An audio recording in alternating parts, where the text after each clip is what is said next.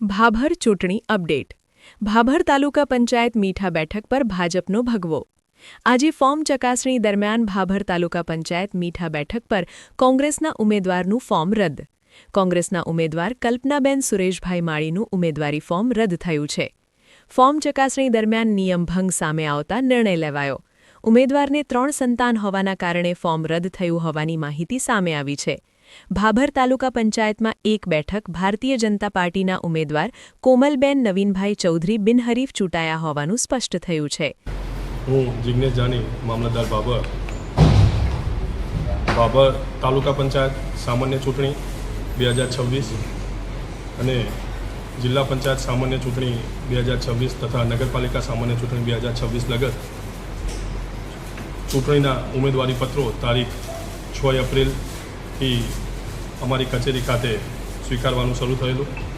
6 થી 11ના સમયગાળામાં તાલુકા પંચાયતની કુલ 18 સીટો માટે 60 ઉમેદવારી પત્રો ચૂંટણી અધિકારીની કચેરીએ મળે, જેમાંથી આજરોજ ચકાસણીની કામગીરી પૂર્ણ થતાં કુલ 17 ઉમેદવારી પત્રો અમાન્ય અને 43 ઉમેદવારી પત્રો માન્ય કરવામાં આવેલ છે. જિલ્લા પંચાયતની કુલ 3 બેઠકો માટે રજૂ થયેલા 10 ઉમેદવારી પૈકી 7 ઉમેદવારી પત્રો અમાન્ય અને 3 ઉમેદવારી પત્રો અમાન્ય અને 7 ઉમેદવારી પત્રો માન્ય જાહેર કરવામાં આવેલ છે. નગરપાલિકાના 6 વોર્ડ માટે કુલ 54 ઉમેદવારી પત્રો રજૂ થયેલ, જે પૈકી 2 ઉમેદવારી પત્રો અમાન્ય અને 52 ઉમેદવારી પત્રો માન્ય જાહેર કરવામાં આવેલ છે.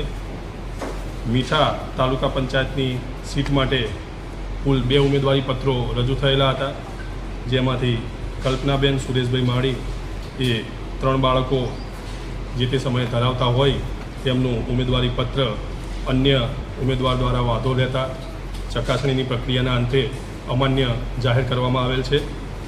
તારીખ 15ના રોજ ઉમેદવારી પત્રો પરત ખેંચવાની 3 વાગ્યાના સુધીનો સમયગાળો છે.